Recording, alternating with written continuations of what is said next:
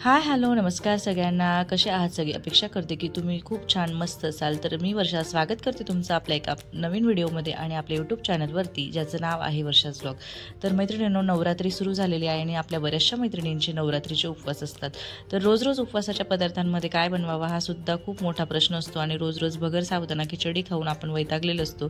त्याच्यामुळे आज मी तुमच्यासोबत एक उपवासाचा खूप छान असा पदार्थ शेअर करणार आहे आणि ही रेसिपी अगदी इन्स्टंट आहे आणि चवीला सुद्धा खूप छान लागते. तर आज आपण बनवणार आहोत उपवासाचे आप्पे. तर कसे बनवायचे हे आपल्याला व्हिडिओमध्येच कळेलच, तर व्हिडिओ त्यासाठी संपूर्ण बघा. तर खूप छान आणि सोपी ही रेसिपी आहे. तर यासाठी मी घेतलेली होती 1 वाटी भगर, पाव वाटी साबुदाणा कढईमध्ये छान असा गरम करून घ्यायचा मंद आचेवर. आणि भगर जर फुललेली आपल्याला दिसली तर गॅस बंद करायचा आणि नंतर आपल्याला एका भांड्यामध्ये साबुदाणा आणि भगर थोडीशी गार करून घ्यायची. त्यानंतर ती साबुदाणा आणि भगर एका मिक्सरच्या भांड्यात घेऊन त्याला छान अशी दरदरीत वाटून घ्यायची. तर तुम्ही बघू शकतात की याप्रमाणे हे साबुदाणा आणि भगरीचं टेक्स्चर पाहिजे या पिठाचं.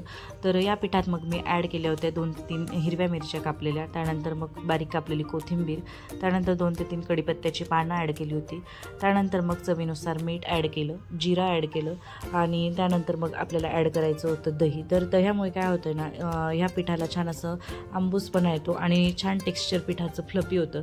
त्याच्यामुळे दही ॲड करणं खूप गरजेचं आहे. सपोज तुमच्याकडे जर दही नसेल तर तुम्ही लिंबूसुद्धा ॲड करू शकतात. तर लिंबाच्या रसामुळे सुद्धा छान असं ते फ्लफी होतं आणि त्याला चवसुद्धा खूप छान येते आंबट. तर त्यानंतर आपल्याला 2 ते 3 चमचे ते शेंगदाण्याचं कूट ॲड करायचं आहे. त्यामुळे सुद्धा टेस्ट खूप छान लागते आप्याची. तर नंतर मग बघा हे मिश्रण मी असं वाटून घेतलं आणि वाटून झाल्यानंतर एका भांड्यात काढून घेतलं.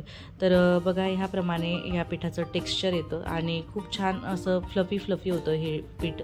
तर तुम्ही बघू शकतात की कशा पद्धतीने हे पीठ झालेलं आहे आणि त्याचा कलरसुद्धा थोडासा ग्रीनिश झाला आहे, कारण कोथिंबीर आणि जे आपण कढीपत्ता टाकलं होतं, हिरवी मिरची टाकली होती, त्यामुळे छान असा ग्रीन कलर आला आहे. त्यानंतर मी एक किसलेला बटाटा घेतला आणि बटाटा किसलेलासुद्धा त्यात टाकून घेतला आहे. तर बटाटाच चालतो आपल्याला उपवासासाठी, त्याच्यामुळे बटाटा टाकलेला आहे मी याच्यात.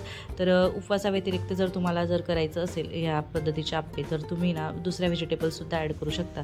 त्यानंतर मी इथे ना पाऊण चमचा खाण्याचा सोडा ॲड केलेला आहे आणि छान असं त्याला मिक्स करून घेतलेलं आहे. त्यानंतर मग आप्याच्या भांड्याला तेल लावून घेतलं व्यवस्थित असं सगळ्या कॅव्हिटीजला. आणि तेल लावल्यामुळे काय होतं ना, चिकटत नाही. तुम्ही तेल किंवा तूप काहीही लावू शकतात. तर इथे मी तेल लावून घेतलं आहे. त्यानंतर मग ह्या सगळ्या कॅव्हिटीज व्यवस्थित असं तेलाने आपल्याला बोटाने व्यवस्थित असं पसरवून घ्यायचं आहे. त्यानंतर मग आपल्याला ह्या पिठाने कॅव्हिटीज फुल करून घ्यायच्या आहेत. तर मी ते कॅव्हिटीज फुल करून घेतलेलं आहे पिठाने.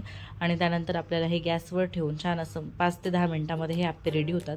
तर गॅसवर ठेवून घ्यायचं आहे आणि मंद आचेवर आपल्याला हे आप्पे ठेवायचे. कारण जर फुल गॅस असला ना तर ते जळू शकतात.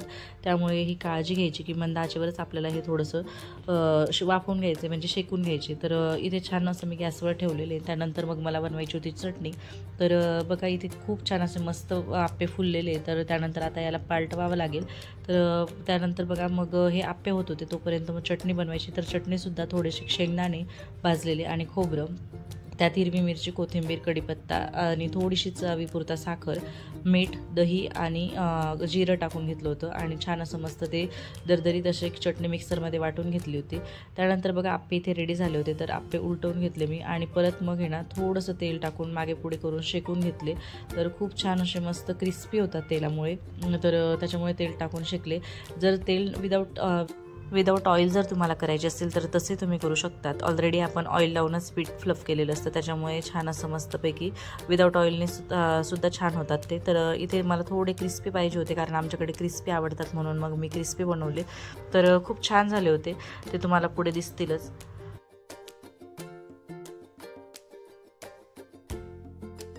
इथे छान अशी माझी चटणीसुद्धा रेडी झाली होती. तर म्हटलं चटणीलासुद्धा तडका देऊया. तर मग चटणीला फक्त तेलात जिरे टाकून मी तडका दिला आणि नंतर मग आहे ना आप्पेसुद्धा छान असं दोघं बाजूंनी रेडी झालेले होते. तर बघू शकता खूप छान मस्त इथे आप्पे माझे फुललेले आहेत. आणि आता हे सगळे आप्पे झालेले, गॅस बंद करून घेतला आणि सगळे आप्पे व्यवस्थित असे एकात काढून घेतले.